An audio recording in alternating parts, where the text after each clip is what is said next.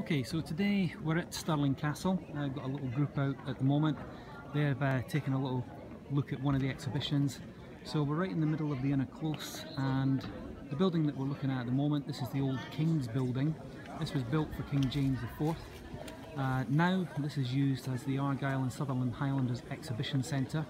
Well worth a visit if anybody plans to come to Stirling Castle, if you've got an interest in military artefacts and memorabilia, and obviously the conflicts that they took part in and the honours that they won at each of these battles. But travelling around the inner close here, this takes us over to what became the Royal Chapel.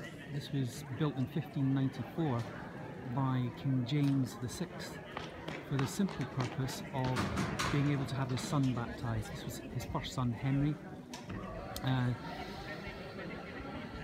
He had 7 months in which to get the church built. That's when his son was due, and so this was the result. It's been used for a number of other purposes over the subsequent centuries, including a barrack room.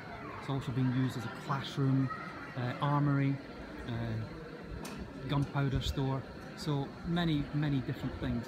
So 1594, and then over here we have the Great Hall.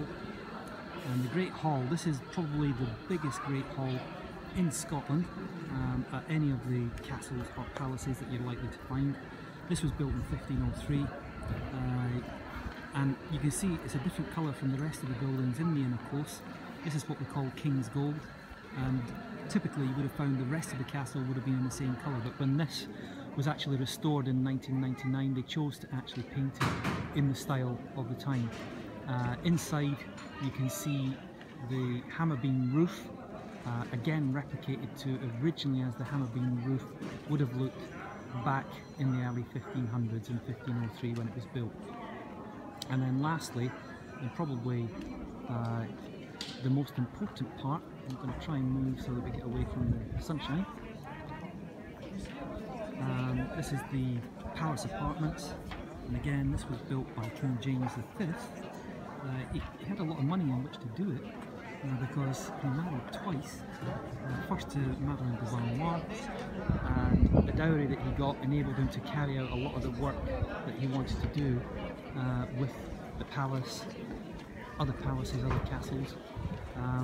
Unfortunately, she died about 6 months after arriving in Scotland, so he remarried, and this time to marry the Guise, and again acquired another significant dowry, and this allowed him to carry on doing the work that you can see here on the palace apartments.